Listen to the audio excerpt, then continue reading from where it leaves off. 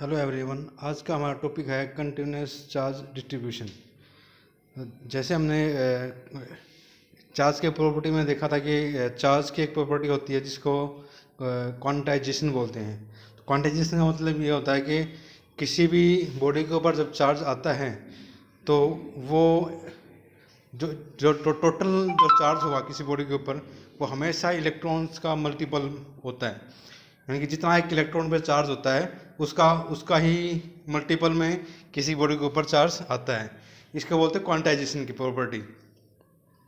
तो क्वांटाइजेशन की प्रॉपर्टी ये शो करती है कि किसी बॉडी के ऊपर चार्ज आना वो हमेशा डिसकंटिन्यूस होता है, क्योंकि वो एक इलेक्ट्रॉन के मल्टीपल में आ रहा है। जितना एक इलेक्ट्रॉन के ऊपर चार्ज उसका या तो 1 गुना या 2 गुना 3 गुना ऐसे चार्ज आता है उसके ऊपर किसी बॉडी के ऊपर।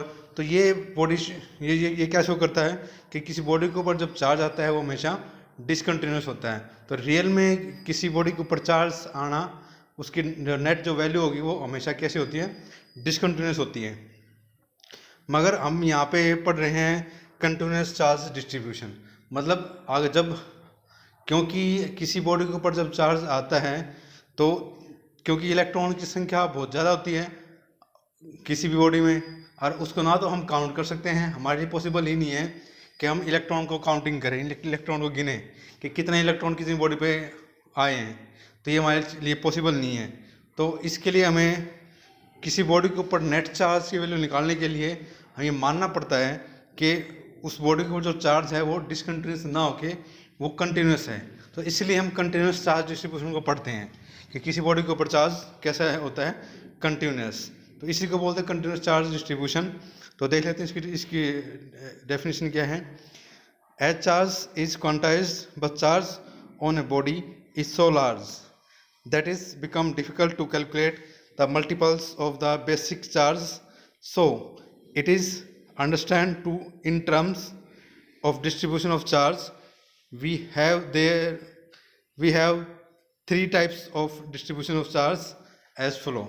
तो हमारे पास 3 टाइप का डिस्ट्रीब्यूशन ऑफ चार्ज है जो हमको पढ़ना है, या 3 टाइप का कंटिन्यूस चार्ज डिस्ट्रीब्यूशन है।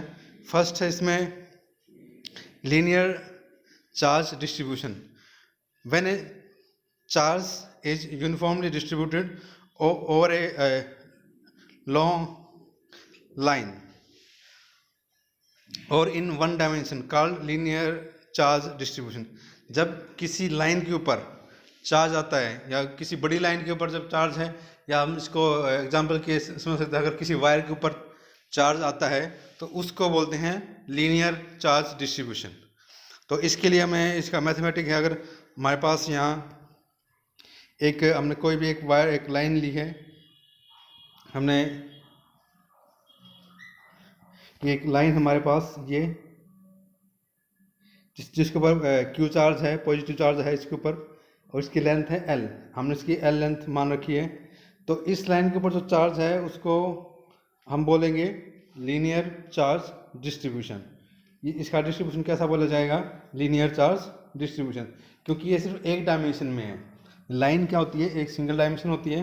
तो इसलिए जो एक लाइन के ऊपर जो चार्ज आता है उसको सिंगल डायमेंशन चार्ज भी बोलते हैं। ठीक है। तो लीनियर चार्ज डेंसिटी तो इसमें एक टर्म आती है लाइन लीनियर चार्ज डेंसिटी या लाइन चार्ज डेंसिटी बोल देते हैं। उसको हम डिनोट करते हैं लैम्डा से। ये लैम्डा है, उसको लैम्डा से डिनोट करते हैं। इसकी वैल्यू होती है चार्ज पर यूनिट लेंथ। तो इसमें इंपॉर्टेंट चीज़ ये है कि लैम्डा क्या है, इज लीनियर चार्ज डेंसिटी, और इसको हम डिफाइन करते हैं चार्ज पर यूनिट लेंथ। ये charge per unit length where lambda linear charge density, Q is charge on the wire, L and L is length of wire. तो ये है side term है हमारी लीनियर चार्ज डेंसिटी की, और lambda हमको याद रखना है। लैम्डा इसमें होता है लीनियर चार्ज डेंसिटी। सेम ऐसे ही हमारी सेकंड पॉइंट है सरफेस चार्ज डेंसिटी। जब चार्ज किसी सरफेस के ऊपर आए, मतलब उसको बोल सकते हैं कि वो 2 डायमेंशन होगा जिसमें एक्स और वाई दोनों एक्सिस होते हैं। सरफेस में हमेशा एक्स और वाई एक्सिस होते हैं। तो इसके एग्जांपल में हम ले सकते हैं कोई प्लेट है और कोई सीट है जिसके ऊपर अगर उसके ऊपर कोई चार्ज आता है तो उसको बोलते हैं हम सरफेस चार्ज डेंसिटी। तो अब सरफेस चार्ज डेंसिटी को हम या उसको उसको बोलेंगे सरफेस चार्ज डिस्ट्रीब्यूशन, और जो सरफेस इसमें जो टर्म आएगी हमारे पास सरफेस चार्ज डेंसिटी, उसको बोलते हैं सिग्मा।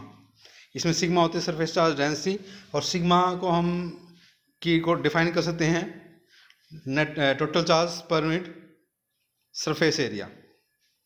ठीक है, तो when charge is distributed over a surface is known as surface charge distribution, and the surface charge density is sigma, which is equal to q upon s, where s is the surface area in 2 dimension। तो ये object हमारा कैसा होता है, इसमें 2 dimension object होता है। ठीक है, नेक्स्ट इसमें थर्ड है वॉल्यूम चार्ज डेंसिटी, और वॉल्यूम चार्ज डेंसिटी में हम एग्जांपल दे सकते हैं, जैसे क्यूब में पूरा वॉल्यूम होता है, और स्फीयर, जब इनके ऊपर हमें टोटल चार्ज आता है या टोटल चार्ज इनको हमको कैलकुलेट करना होता है, तो इस केस में हम बोलते हैं कि ये इसमें चार्ज डिस्ट्रीब्यूशन कैसा है, वॉल्यूम चार्ज डिस्ट्रीब्यूशन है। और वॉल्यूम चार्ज डेंसिटी को हम डिनोट करते हैं रो से। तो when charge is distributed over a volume on और in 3 dimension is known as volume charge distribution, where volume charge density is rho. इसमें ये सिंबल है, ये रो है, और इसको हम डिफाइन करते हैं चार्ज पर यूनिट वॉल्यूम से। तो rho is equal to Q upon V, where V is the volume, where V is volume of 3D objects, किसी भी 3D ऑब्जेक्ट का वॉल्यूम है। तो ये हमारे पास टॉपिक 3 टॉपिक आए हैं, इसमें हमने पढ़े हैं surface charge density, linear charge density और वॉल्यूम चार्ज डेंसिटी, जो इंपॉर्टेंट है। और बाकी इसके जो हमने इसके बाद इसमें फोर्स की वैल्यू कैलकुलेट करनी है कि लीनियर पे फोर्स की वैल्यू कैसे कैलकुलेट करेंगे, या हम इसमें कर लेते हैं क्लास एक टॉपिक कि अब हमको एक फोर्स की वैल्यू निकालनी है, force due to a continuous charge distribution. अब कंटिन्यूस चार्ज डिस्ट्रीब्यूशन हमारे पढ़े हैं 3 टाइप के, और उन तीनों टाइप्स के एक एक करके हमको किसी भी पॉइंट के ऊपर फोर्स की वैल्यू निकालनी है कि इन चार्ज डिस्ट्रीब्यूशन के कारण फोर्स की वैल्यू कितनी आती है। तो फर्स्ट है इसमें due to linear charge distribution. अब due to linear charge distribution के कारण फोर्स की वैल्यू कैलकुलेट करनी है, तो हम इसमें एक